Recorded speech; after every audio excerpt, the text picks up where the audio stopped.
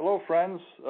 This is Will Bronson calling. I'm a candidate for U.S. Congress in Florida 17th District, and we're beginning a conference call that will allow us to speak to many of your friends and neighbors, and you'll be able to ask questions, and I'll be able to ask questions as well. Thanks to the marvel of this technology, it allows the most efficient way to contact a fairly large number of people with issues that are important to you and important to me. So thank you so much for staying on the line, and if you'd like to ask a question, all you have to do is press the 0 on your phone, and you'll appear on a queue on my screen, and I'll select from that queue and open the line so that you can ask your question and I can answer it. So I see we have a call from Winter Haven, and I will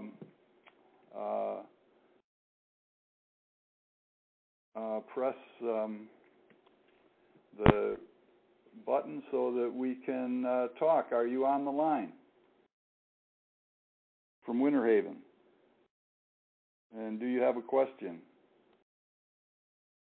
Okay, we just lost that particular connection. So those of you who are on the line, if you have a question, just push the 0 on your keypad, and that will allow you to ask a question. So we have a call from Port Charlotte, and let's see what's on the mind. Are you a Democrat or Republican? I'm a Democrat. I was a lifelong Republican. Call here again, because I'm not going to vote Democrat ever again for what they did past 8 years. Excuse me? Say again? Are you still there? Okay, let's talk with Lake Wales. You're on the line from Lake Wales. Is it Paul? Yes, Representative Bronson. I hope so. I hope that's the case, but we'll find out in a little more than a week. Okay. I have 2 questions. Sure. Things I'm confused about. It seems that the higher housing prices go, the more that's pointed to as a successful economy. And yet they're getting out of price to most people who don't collect them. And the second question is, in a nation of laws, why do most of the laws that get passed get voted on without reading? Well, those are 2 good questions, and your last question is because I think in many cases the people who create these laws don't want too close scrutiny, and so they've set up a system whereby they just put these things out with no time to really evaluate them or discuss them, hoping they'll be able to slide them through. It's not an honest way of doing government. And there's other tricks they play by combining several different issues. For instance, the agricultural bill addressed so many issues. Whether you voted for it or against it, you were voting for and against half a dozen to a dozen different ideas. And it's almost like earmarking, where they attach special benefits to particular congressmen in their districts to legislation they know is going to pass because they know it'll piggyback on that particular legislation. But getting back to housing prices, I think what's really important is it used to be that low prices were a good thing, and high prices, might make your balance your personal balance sheet look good, but it's not necessarily a good thing. And I think one reason the prices of houses are starting to go up again is because so many of them are owned by banks, and they're slowly putting them back onto the market, and they've got so much financial leverage that they can pretty much control what happens in the economy.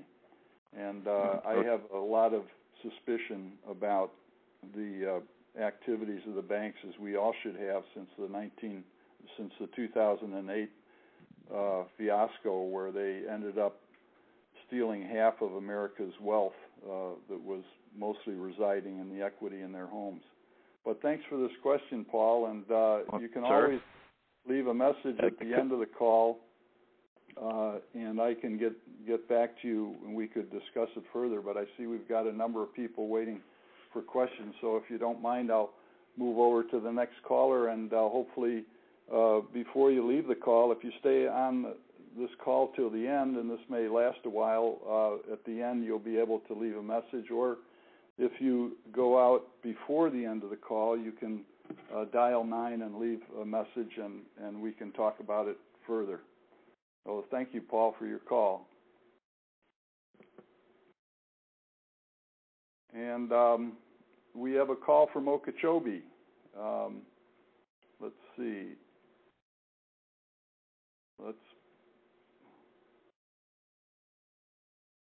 Let's see if we can connect with Rebecca in Okeechobee. Yeah, this is her husband, Kevin. Oh, Kevin. Okay, sorry. All right. Here's my question. Here is, Mm-hmm. I've got a cousin that suffers from glaucoma. That's like she gets real bad pressure on her eyes and stuff. Mm-hmm. And now she's been smoking marijuana illegally for 20-some years, all right? Mm-hmm. Now, what's the holdup with the federal government classing it as a Class A narcotic when some states have already got it totally legalized, and I think there's 17 or 18 other states that has medical marijuana? Why is our government running so far behind our states with this when so many medical professionals now are for it? They've completely changed their ideas. So can you explain that to me? Well, I think this has to do with states' rights issues, that the federal government sometimes is hesitant to jump into an issue to make it uniform throughout the country. I'd say in many cases this is a good thing to do, such as voting rights and civil rights and other constitutional rights. As far as medical marijuana or legalizing marijuana, at the current time, each state has to make that decision. At some point in time, maybe the Congress will have the courage to step up to the plate and weigh in on this issue. But I agree with you. I think that medical marijuana should be legalized. That's be question 2 on the ballot this year. And I don't. The other aspect, of course, all this is the way making marijuana illegal really supports our prison systems, which have been privatized. And that's a scandal in itself as to how many people are being supported by taxpayers in prisons where these private prison corporations are making a lot of money jailing nonviolent offenders on minor issues. So I'm glad you raised this question, and please, if you have further question, you can leave it at the end of the call, or you can dial 9 if you leave the call and leave message further. But thanks for your call. Thank you too. Yeah. Okay, let's go to Port Charlotte. Let me see. We want to talk with Mr. Vanko, is it, from Port Charlotte? Let's see if I can get you on the line here. It's Dave from Port Charlotte. Oh, I'm sorry, Dave. Okay. Yes, sir. What's your question? What are we going to do, or what is the government going to do for disabled veterans that are trying to find gainful employment? I served between 80 and 88, and then another tour in 2000, or 03 to 06. And my rights, I do not have any educational benefits. I just recently lost my job a week and a half ago. Fortunately, I got a good severance package, but it's hard to find a decent job when there's no schooling available for veterans, especially at the age of 52. So what's the state or the government going to do, or how are they going to help veterans in my situation? Right. Well, I think it's been well said, David, that if we can't afford to take care of our veterans, we shouldn't go to war. And in my view, we're spending far too much money on war and not enough on our veterans and on our society generally. Education should be encouraged, and if you want more of something, you subsidize it. If you want less of something, you tax it. And education is something we need more of, and I think we should subsidize it for veterans. I was the beneficiary of the GI Bill myself, and it helped me in my career to go back to school after I served 5 years in the Navy. This was way back in the 60s. But I really, my heart goes out to veterans who've gone and served their country and have interrupted their lives, and then they come back and they find there's no jobs and there's no schooling opportunity that's not going to break the bank. So if I were elected, I would certainly support reestablishing a very generous GI Bill for education and for our veterans so that they can get their life back on track again. And I'm glad you asked that question. We've got 4 other people in line. If you don't mind, David, I'll transfer to the next person from Port Charlotte. Let's see. This would be Hi. Robert from Port Charlotte. No, not Robert. No, that's not me. Okay. Who am I talking to? John. Don. Okay. What's all right? Mind, Don. John, listen. What is your position on illegal immigration, and what are you going to do with the 35 to 50 million illegal aliens already here? Well, I haven't seen the number quite that large, but I do have a view that many of the people here who are undocumented came because we needed workers, and they originally came on work visas that expired, and they overstayed. That's not true. Not true. Well, sorry. Enlighten me. Okay. This year alone, according to Zach Taylor, the head of the National Association of Former Border Patrol Officers, said that the arrest rate in most of the sectors was around 3%. In as much as 430,000 arrests were made, that means that there were 13 million attempts to cross the border, if that would apply to cross the border. Well, it actually doesn't. It's several million attempts to cross the border. That means that out of the several million attempts to get to cross the border, there was roughly 2 to 3 million that came in 1 year. In 1 year alone. Now that is you're following the phony number of 11.5 million illegal aliens. That figure has remained static probably for the last 7 years. It's going up a little, going down a little, but that's the same phony figure that's been used forever. In 2008, the Social Security Administration put out 8.5 million no-match letters. That was the last year that they did it. And that means that the person is using somebody else's Social Security number, or it's a bad name, or what have you.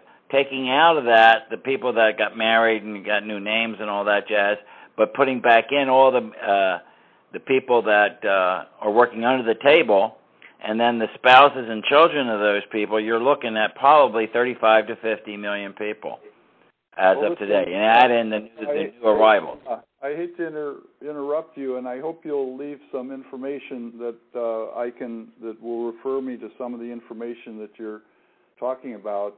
My numbers are much different, and I'd like to see where the differences lie. But we do have a number of people waiting in line, and if you would leave your information before you sign off. If you press 9, if you leave the call, you'll have an opportunity to leave some information. Perhaps you could direct me to internet site or something where we can get on the same page with that. But thank you very much for your call. And now we're looking at Sun City. Can we connect with Grace, is it, in Sun City? Sun City Center.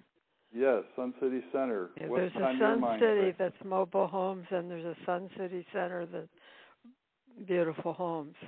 I see. From Sun City Center.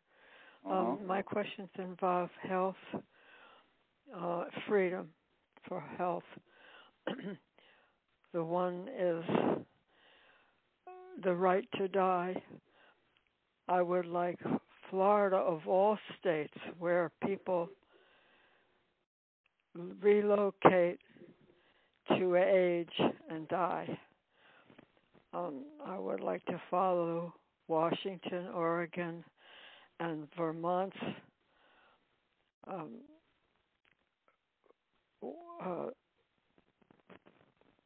don't know how to put it. I'd like to follow in their footsteps and make Florida a right to die state. In other words, if you're suffering, we're kinder to our pets. When they suffer, we mercifully put them to sleep, though it breaks our hearts. Yes, I know what you mean, and I think had that unfortunate experience. For some reason, we want to watch human beings suffer as long as possible. I don't think, excuse me, Grace, I don't think we want that, but I think that there's certainly a lot of money to be made by keeping people alive as long as possible, and I think it's a shame there's been very much... I would like to see physician-assisted suicide. I think there are many others legal. I also would like to legalize Laetrile, which is all vitamins. Right. It's I'm familiar with Laetrile, and I helped acquire that after they made it illegal.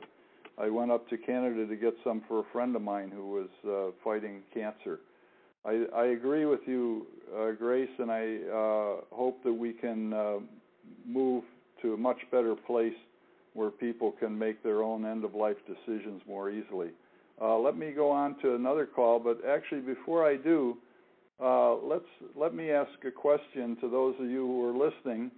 One of my questions is related to this last caller's question, and the question is, would you favor Medicare for all, single-payer health system? And if you would answer yes, no, or other, or undecided, by pressing either 1 for yes, 2 for no, or 3 for other, or undecided, I'll be able to give you some responses as to how other people on the line feel about that. So I'm going to open the statistics for that, and the question again is, would you favor Medicare for all or single-payer health system as opposed to what we have now? And we're getting some statistics here showing 43% are undecided. It's jumping around quite a bit, 30%. Strongly favoring yes for that. 50% of those of you who responded think we should have single-payer Medicare for all. So thank you for those of you who responded to this question, and I'll cut that off now and maybe try a couple other questions while we're on. The nice thing about this technology, it not only allows you to ask questions of me, but it also allows others for me to ask questions of you. And remember, if you have a question, just press 0, and that will put you on the queue so that I can click on your name and we can get you connected so you can ask your question. So if you have a question you'd like to ask, just press 0, and we'll get to your question. So let me ask one more question while we're on the questions from our perspective. One question I'm curious about is, have you already voted in the 2014 election? And if you have voted, press 1 for yes and 2 for no, and 3 for other. I don't know what other would be, but if you've already voted, press 1. And it's interesting that I'm seeing that about a third of you have already voted.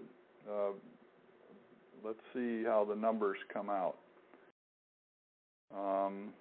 About a third of people have already voted now into this first week of early voting.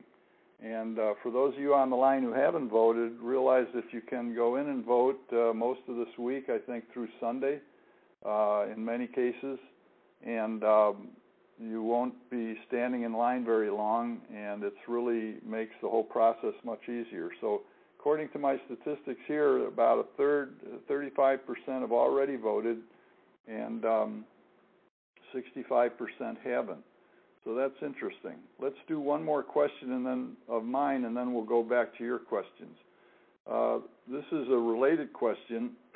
Do you plan to vote in the 2014 elections? Now, the calls that we've made have been to independent voters. So as you know, many people who are registered Democrat or Republican are very much committed to voting. And but many people feel the system is so broken it doesn't make any difference whether I vote or not. And so many people just simply aren't planning to vote. So the question that I'm asking now is, do you plan to vote in the 2014 elections? And not too many people are choosing to answer this question. Maybe it's a privacy issue. But most people are responding that they are planning to vote. About 15% are showing that they don't plan to vote, or well, actually a little closer to 10% now. But about 90% of you who are on the call do plan to vote. So I'd encourage you to vote early so as to avoid lines. Okay, let's go back to your questions and your calls. We have another call from Port Charlotte, and let's see if Michelle is on the line. Is it Michelle? No, this is her father. Oh, her father. Okay. I called. Yeah, great. She's going to the University of Florida. Oh, great. I've got two questions. Okay. And they're not related. Mm-hmm. One of them is all these programs that are coming out from the federal government to assist people in loans. Mm-hmm. I've got an interest-only mortgage, which is going to go up. I mean, I was lied to, and they told me that when I talked to the bank, they said they understand that and they believe that I was lied to, but nobody will help me. I don't qualify for anything. The only plans that our president is coming up with and our government is coming up with to help people who are, like I'm $70,000 underwater. I'm paying over 6.6% interest, and they won't adjust interest, they won't adjust principal, they won't do anything to help me at all. And in 2017, it's going to jump up several $100 more per month. Yeah, and what's your second question? And why don't they come up with something that helps everybody, not just the ones with federal loans? Right. Okay, that's the first question. The second question is why do they continue to in Florida? I volunteer in prison in Florida. I've been doing it for a long time, and why do they sentence children to prison in Florida when when they were ordered to stop and they were ordered not to do this when they lost a case in the Supreme Court, and the Supreme Court said they were not to put juveniles in maximum security prisons, and not to put them in prison with adults, and not to try them as adults, and they're doing that all the time. It's like the Supreme Court.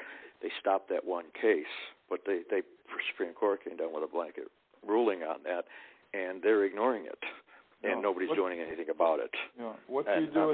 I'm tired of working at a maximum security prison and seeing. I saw a child in there, 14 years old, and I've seen him. I know one guy that's been in prison for 15 years, and he's got a life or his natural life sentence.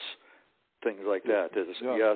Some of these kids have committed some horrendous crimes, but they don't even have the ability to think as adults. They don't have the capability when they're kids. when these crimes have done. And did you say you volunteer in the prison? I volunteer. Yes, I do. I've been doing it for years. Part of prison ministry, or is it other types of volunteering? Yeah, ministry through the chaplaincy. Yeah, great. I did some of that myself up in New Hampshire, and I agree with you. It's a serious problem, and recently I saw a very interesting documentary about how many people are in solitary confinement in this country. Tens of thousands. I visit guys in confinement. That's one of the things I do. It's equivalent to torture, and it should be banned, especially for younger people, as you mentioned. I'm not familiar with the legal framework of how they can imprison minors as they do, but I agree with you that the prison system needs major and radical reforming, and that it should be a place of rehabilitation.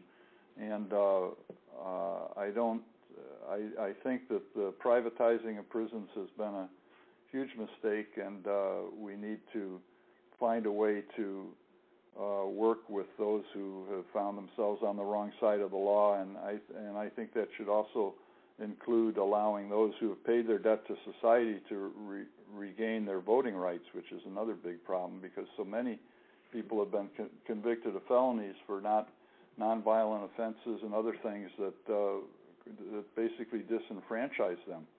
But I commend you for your work in the prisons, and I hope you'll continue it, and we definitely need to bring awareness to the... I don't need me to be commended for anything. I think it's just something I think people should do. There's so many in there that have been basically society throws them away. Yeah. And it's just... they're lucky to have somebody who's concerned about them and who's volunteered their time to help, and I hope you keep up the good work. Let me go on to another call from Port Charlotte, and thanks for calling.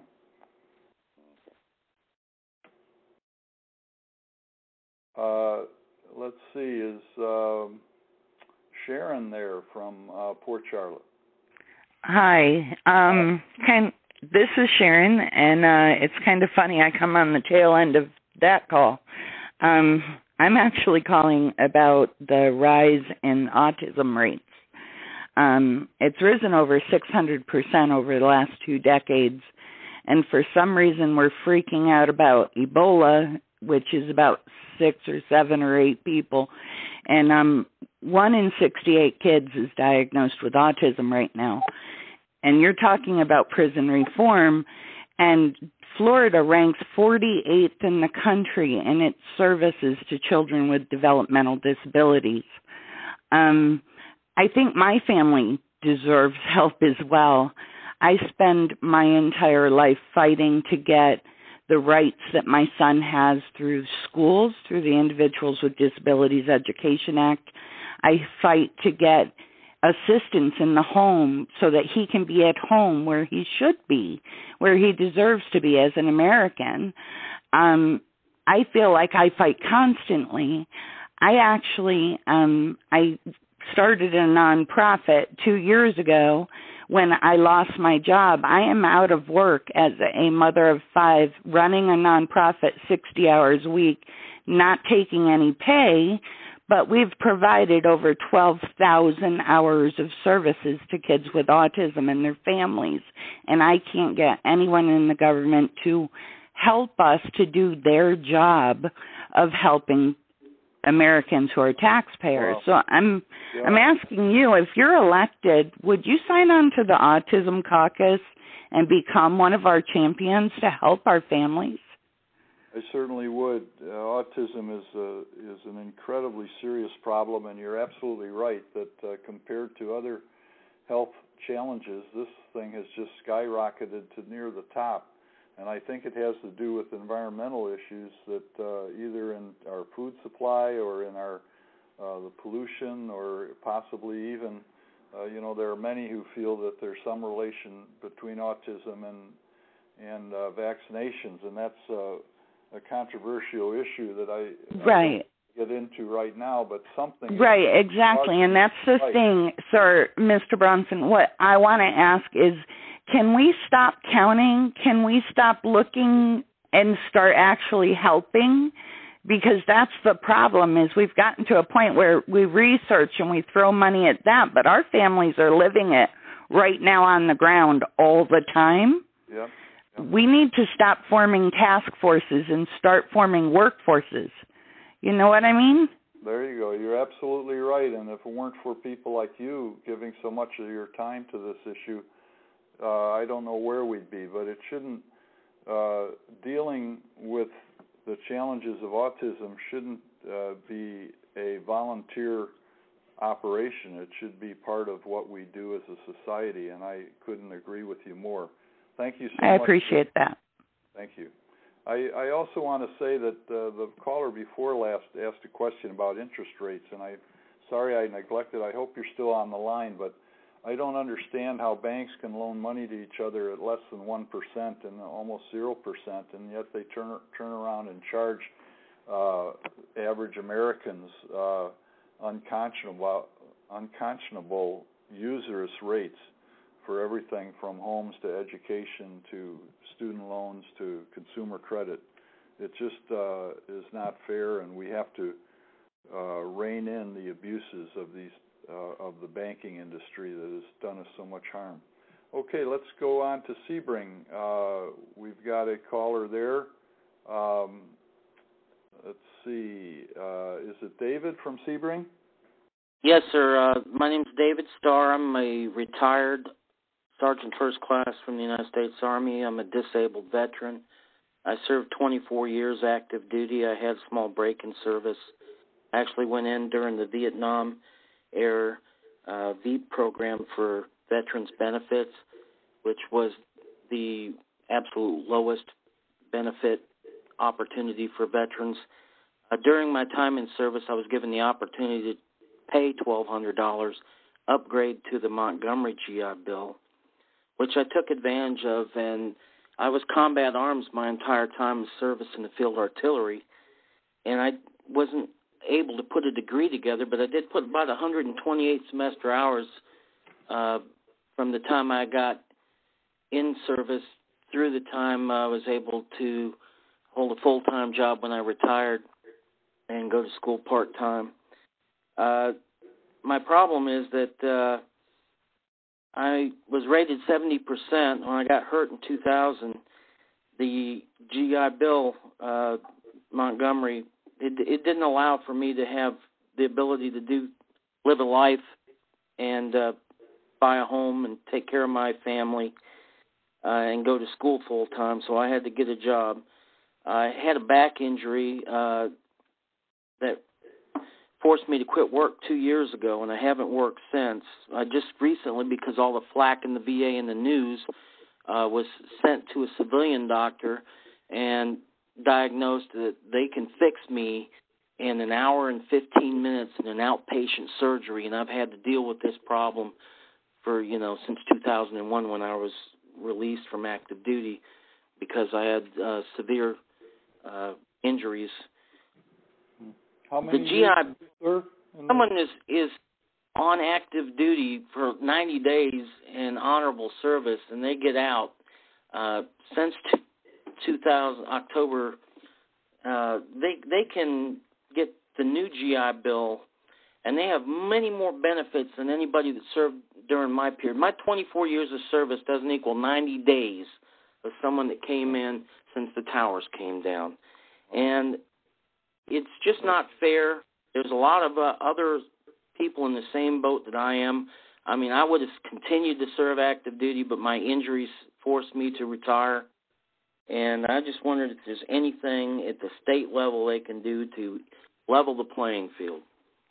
Well, thanks for your call, and I think it's certainly a legitimate concern, and I've heard this before, of the unevenness between the benefits from those who have served previously and those who are serving now or recently discharged. And I think it definitely needs to be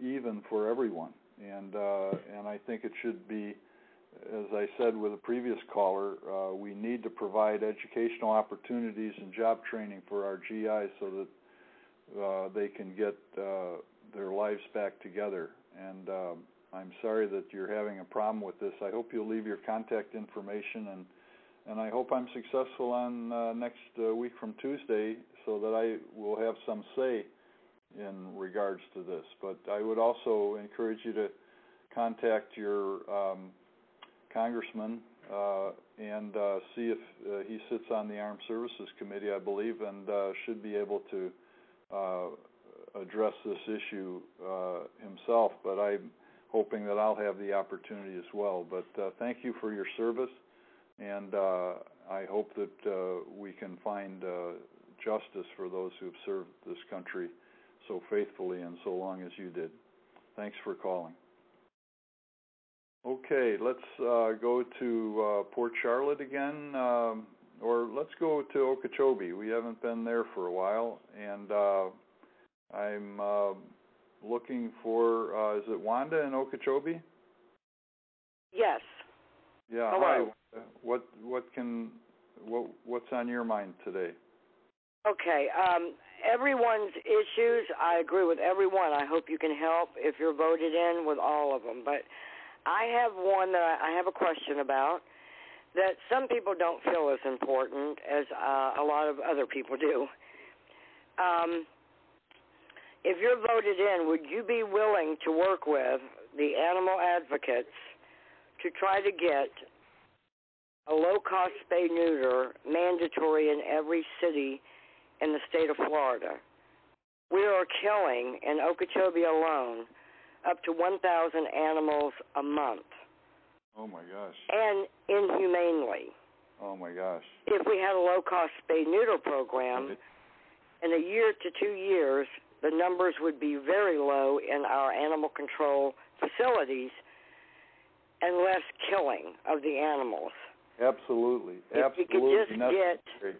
I just had 3 cats that adopted my wife and I here in Lehigh, and we really had to look high and low to find a reasonable cost to have them neutered, which we did. And I think we ended up paying around $25 each, which wasn't that bad. But right. But some in my places they charge up to $100, and it's just unaffordable. And so, as you say, these animals get disposed of in a very inhumane way. It's funny you should raise this issue, because I have in my car another 1,500 flyers I hope to get out before Election Day regarding animal rights. And my opponent, unfortunately, scored only 12% on the Humane Society scorecard. And this is a big problem, because if you can't care for animals, how are you going to care for people? And so we feel that animal rights is extremely important. If we want to live in a compassionate society, we need to be compassionate not only to people but also to our animal friends. And these factory farms... Right, but see, rescue is not the answer. Spaying and neuter is. Yep. And many of our small communities do not have offer a low-cost spay-neuter program, and I believe that it should be mandatory. If they're going to budget in money to animal control to kill them, why can't they budget in money for a low-cost spay-neuter program? It's absolutely makes 100% sense, and I think this is more an issue for the state legislature to take up, but it would certainly have my support 100%, and thank you for... But would you be willing to help us get a bill ready for the state? Yeah, well, of course, I'm running for U.S. Congress, and but I have friends in the State House and who hope to join the State House, and I'd certainly raise that with them, and I think we need this, and I think it could be addressed at all levels of government, even local and county level. But let's fight this fight and find a way that we can have these animals properly neutered, and so that they can live humane lives and not be considered and treated as pets. So that they're not reproducing on a outrageous level, and they just keep getting killed. Exactly. Thank you, Wanda, for your call. Let's go now to Lehigh Acres, my hometown, and we've got I think is it Frankie in Lehigh? Frankie and Charles Jones. I've been with you. This is a comment.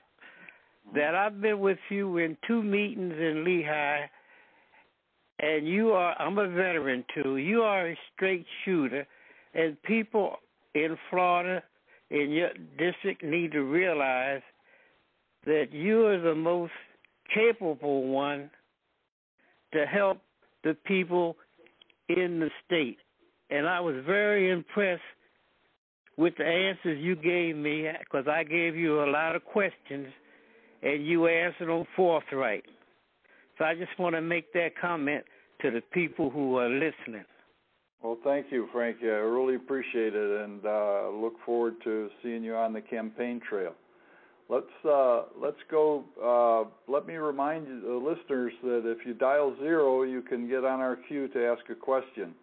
And so let's see what questions you have. In the meantime, let's go to a question that I may have for you. Let's ask the question, do you think your congressman is in touch enough with your district? If you think your congressman is in touch with your district, vote yes, 1. And if you don't think so, vote 2, or if you're undecided, vote 3. So let's start this question. Do you think your congressman is in touch enough with your district? And while we're waiting for you to respond to that, let's go to Port Charlotte and talk with, is it Lazaro? Eduardo, okay. What's your question, Eduardo? Okay. I know that everybody's asked you all kinds of questions, and I'm going to twist it just a little bit. Mm-hmm. Your concern about voting is a big priority. In 2012, and I think it was 2008, in Florida, we went out and voted.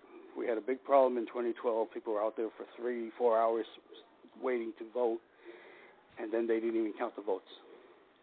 In 2008, for whatever reason it was, they did not count the votes in Florida. So, number one, why are we taking the time out of our days to go vote if they're not going to count the votes? And 2, why are they penalizing Florida? We may not like the person that's in there now for many reasons, and if we can't speak our mind, then we're being what would you say? Discriminated against. Yeah. I get your question, Eduardo, and Florida unfortunately has a terrible reputation when it comes to how we do elections, and I hope that we can change that.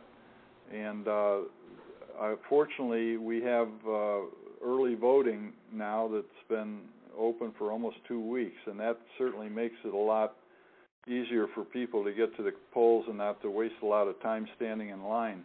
And I encourage people to take advantage of this, which runs in many counties up through Sunday. Even on Sunday you can vote in many places.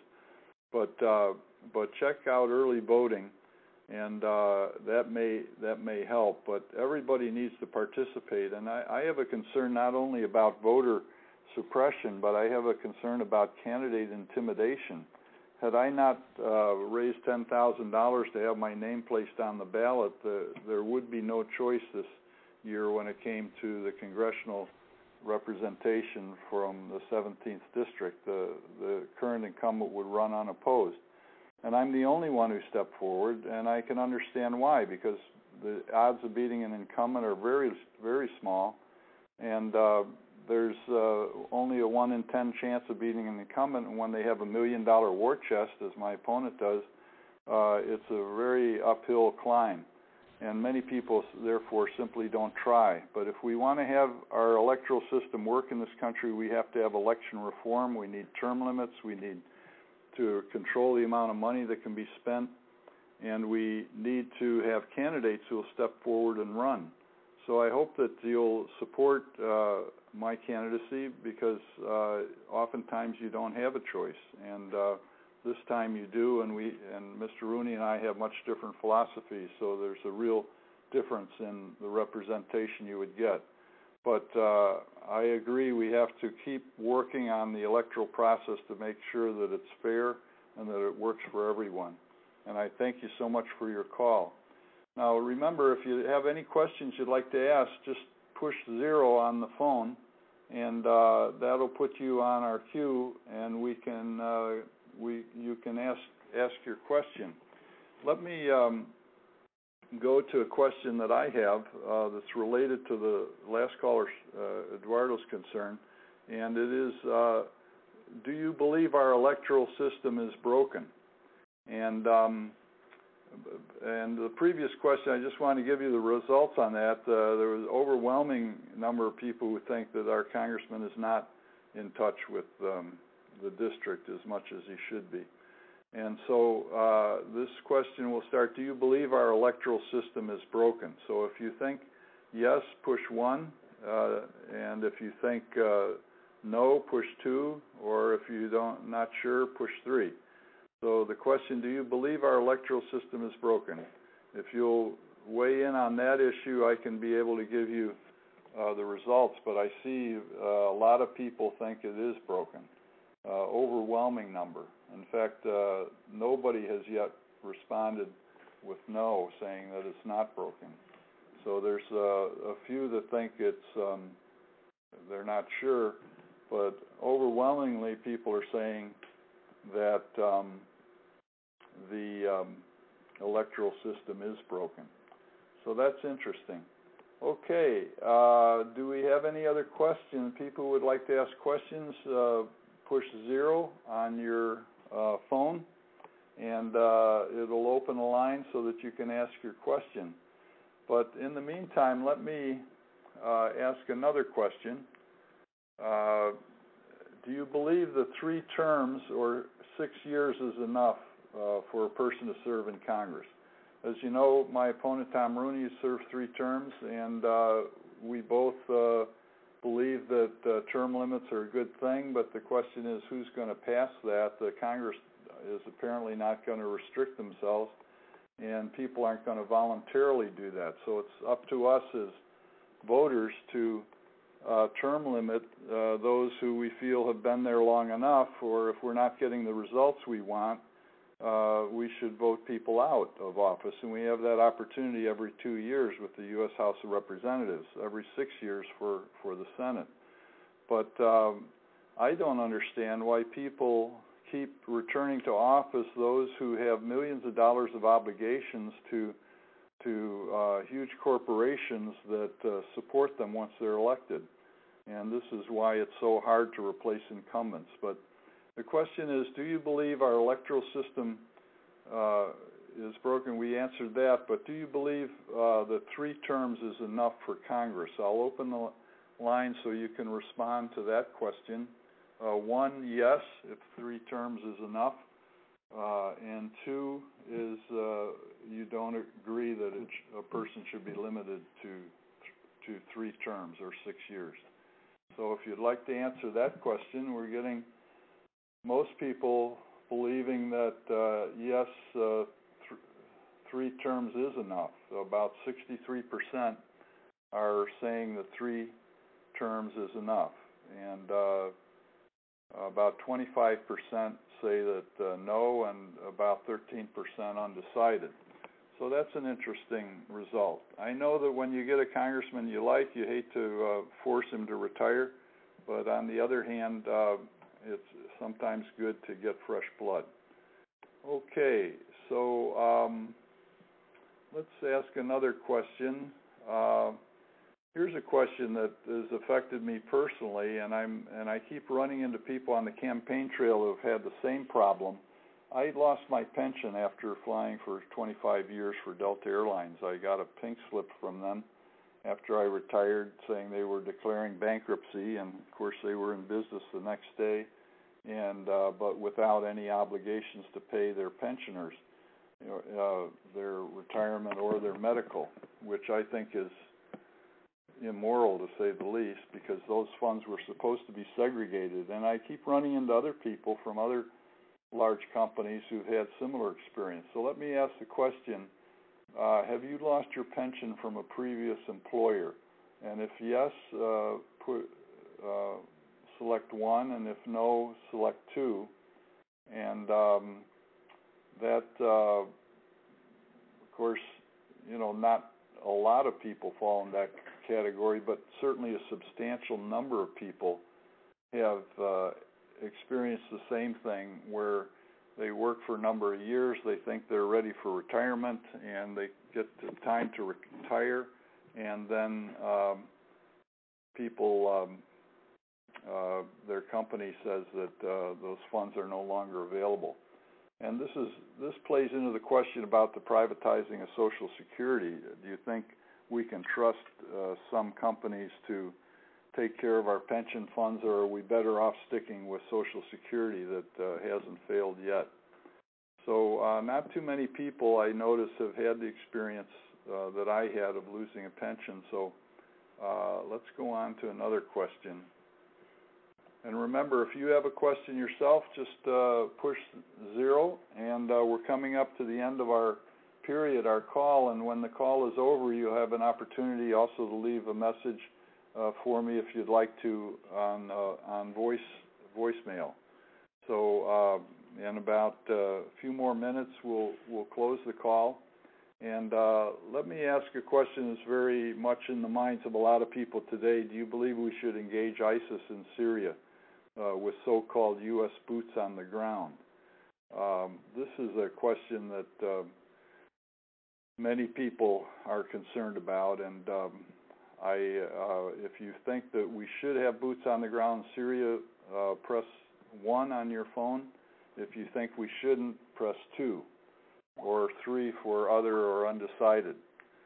My personal view is I don't think we should.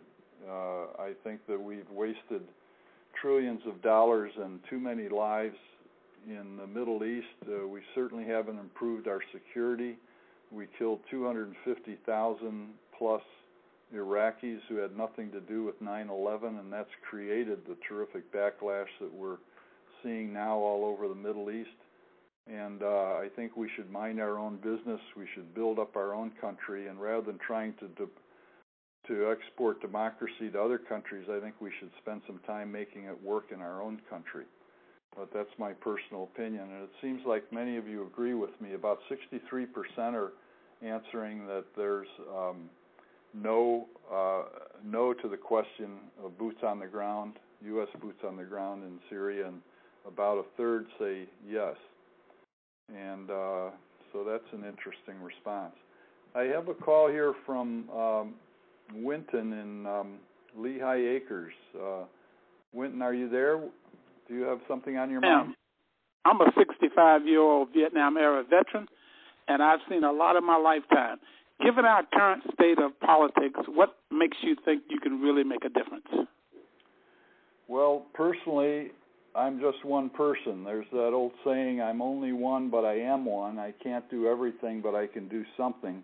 And what I can do, I ought to do, and what I ought to do by the grace of God, I will do.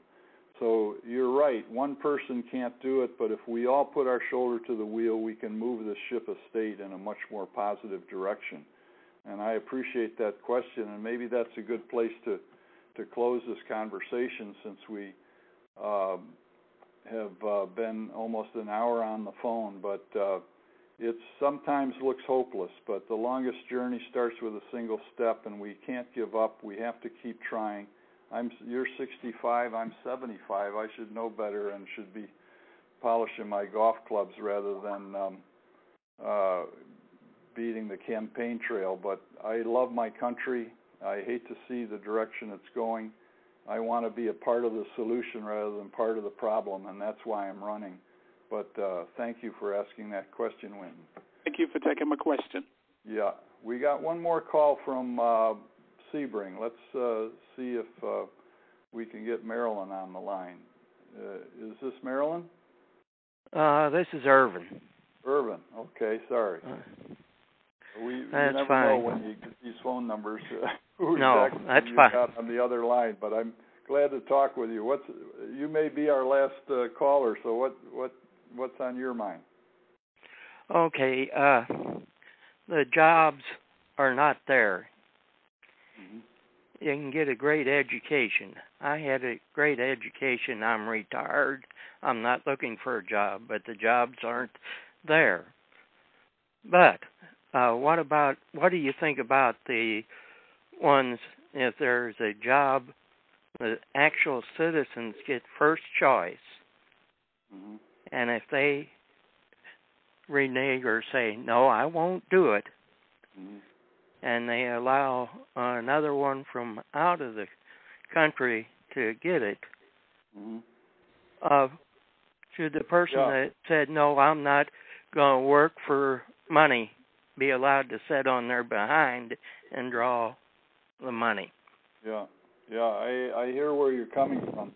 The problem, as you've pointed out, is that we've got not enough jobs and we've got too many people looking for jobs. That's because they've taken them overseas, and that's because we've got a business model which is broken. What we need are more employee-owned and operated businesses that are committed to staying in this country and making goods made in the USA and employing American workers. And if these companies want to go overseas, I'd say that's too bad. That they're so loosely attached to our country that because they can hire somebody for $20 a day rather than $20 an hour, they pack up and leave. I don't like that a bit, and we've got to address the problem of jobs in this country. And we're the richest country in the world. 20% of our children shouldn't be living in poverty because many of their parents can't find adequate employment. But thanks for raising that issue, and I think we're going to have to close our conversation for today. Thank you very much for those of you who tuned in. And after I hit the end event button, you'll have an opportunity to leave any further messages or questions you might have on our recording devices. So again, thanks for calling, and I hope to see you at the polls. If you have any questions about my background or positions, you can go on my internet, www.bronsonforcongress.com, my internet website, bronsonforcongress.com, and there will be a ton of information there that will fill in the blanks. So thanks for all of you who stayed on the line and who called in, and I'll see you on the campaign trail, and hopefully on Tuesday we'll have something to celebrate. Good night, or goodbye.